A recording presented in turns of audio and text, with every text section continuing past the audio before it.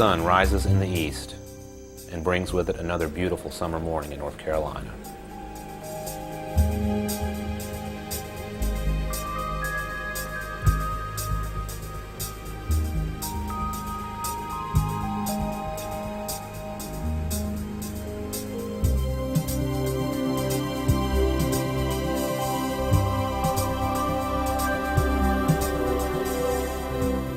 Camouflaged in a mask of mud, a water snake periscopes up to see what I'm doing in this pond so early.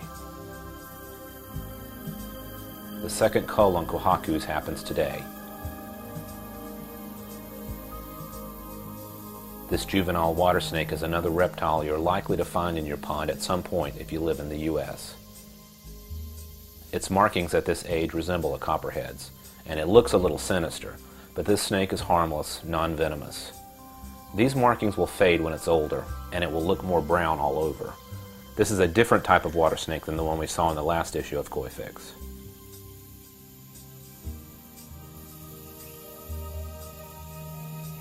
This is why you don't want to have bullfrogs in your pond if you keep fish smaller than 7 inches. Bullfrogs will eat anything they can catch. Yeah, don't let me hold you up from your meal there, fella.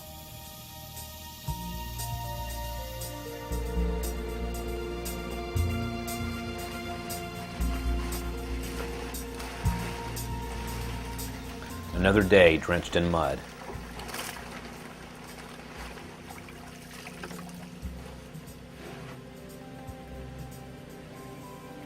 These Kohaku fry are now 88 days old and average 12 centimeters or 5 inches. The crop is starting to take shape.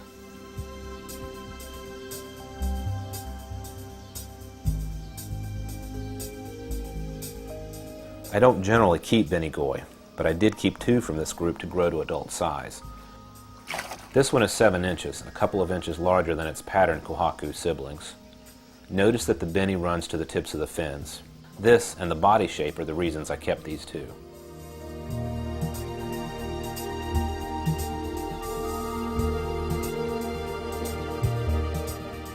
More of the crop. Notice the shine the skin has even at this young age. Notice the body shapes.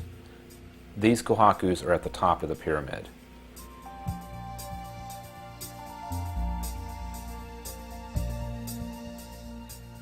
From Kohakus I move on to Showas. These are the same Showas we looked at in Koi Fix issue number 3. As a safety measure, I spread some fry around to different ponds after the first few culls, so that if I lose one pond somehow, I won't lose the entire crop for a given parent set. The Kohakus you see in here are ones that were moved in from the first cull of Kohakus.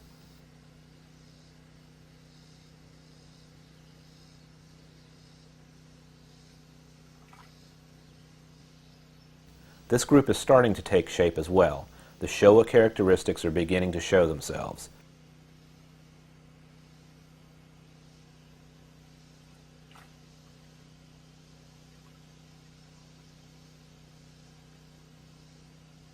We also see Hiatsuri, Shiroatsuri, and Kiatsuri as byproducts.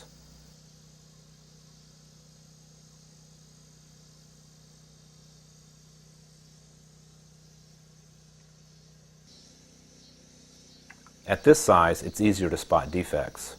Here's an example.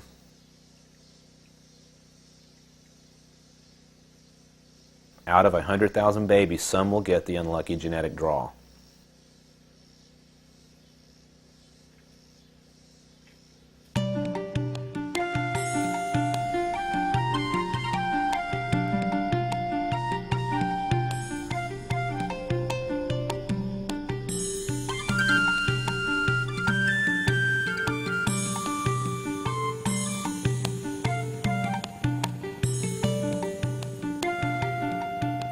It's late August now, and I'm preparing for my fall harvest sale.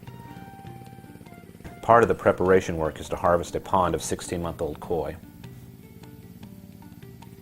Some of these koi are the ones we looked at as tosai in issue number 3, so it'll be fun to see how they've developed over the last few months.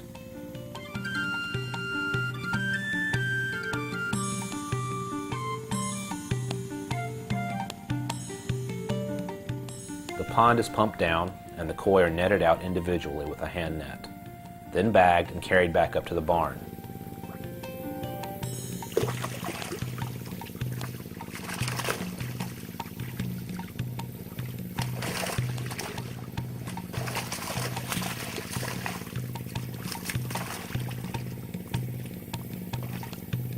I can tell immediately things are looking good.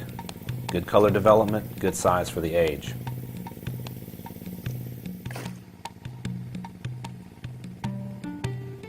These divots in the mud give some insight into a koi's eating habits.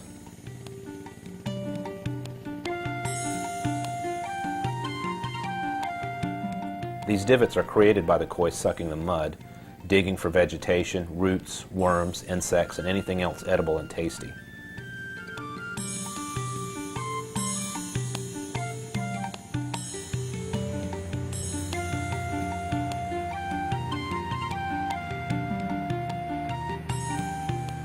The koi are lifted from the bags and placed in clear water for inspection.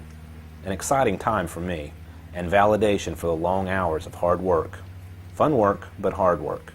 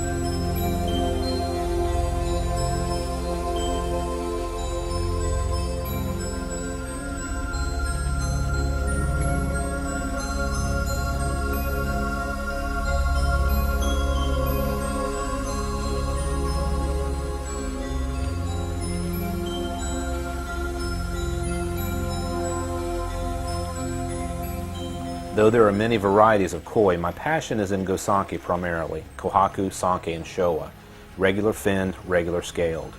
Koi breeding is too difficult for me to produce fish other than what I enjoy personally, so I don't dedicate any time to long fin fish, doits, or genren fish.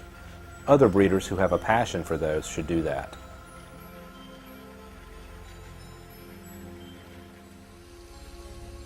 Here's a look at some of the transitions from Tosai to Nisai.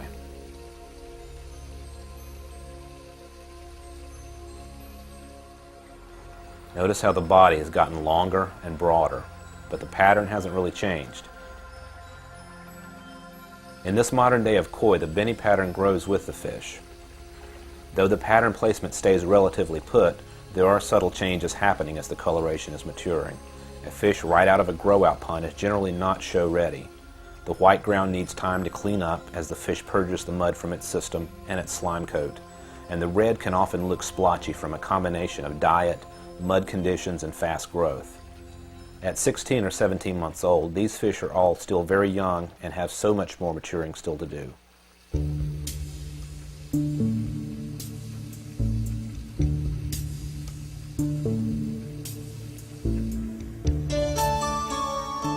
I don't finish koi to show-ready condition here.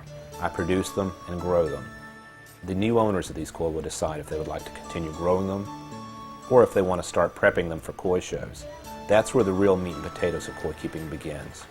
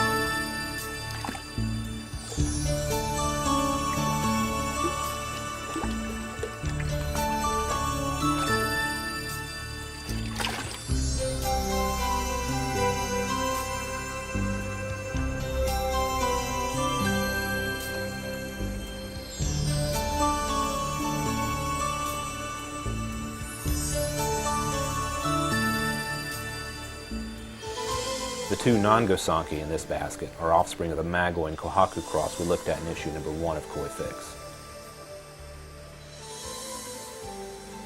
Let's look closely at this one. See the makings of Asagi in there? And perfect Motoguro, the makings of Showa or Shiro Itsuri. But there was no Showa in the cross. The parents were Magoi or common carp and highly refined Kohaku. We see the hints of so many different types of koi in this one fish. This sake was grown here in the barn over the summer in an 8,000-gallon holding tank. This fish is nearly show ready. The white needs to be cleaned up and the red needs to mature a little more. It's nearing its prime at 16 months old and is a good choice for a hobbyist who wants to be competitive in size 2 to size 4 in shows. If this koi is kept small, it'll maintain this look and be competitive in shows for several years. As the date for my fall harvest sale gets closer, good koi friends pitch in to help out. Alan Lee volunteers to give the lawn a shave and a haircut. Alan says he does his best thinking on a mower. I pretend my back hurts and my pal Chuck helps out with lugging Tosai up from the ponds. Then we drink beer and look at fish for the rest of the day.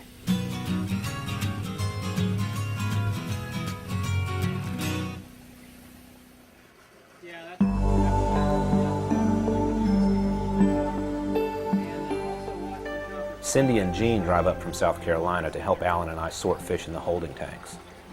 A great way to spend a hot summer day. Here we're gathering up more Nisai for the sale. They're seined up in groups from the tanks and moved over with sock nets to show tanks for easy viewing.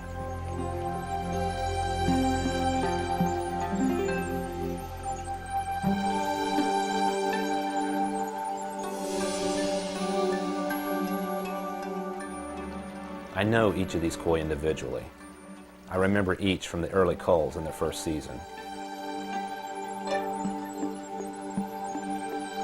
A lot of my hours here are spent looking, comparing, and evaluating, looking at groups of siblings, comparing the results of individual parent sets, and sometimes simply enjoying.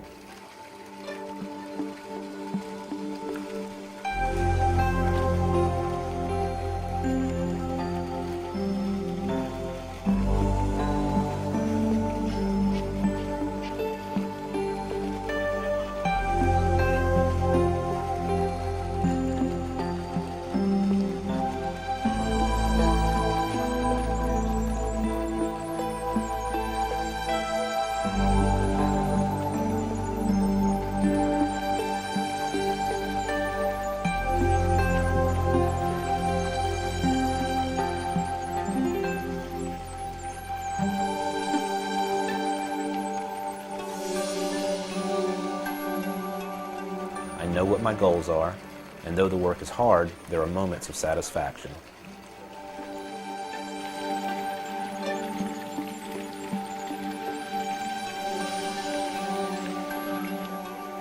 Part of that satisfaction is when other koi lovers come and spend the day enjoying koi and see what I see.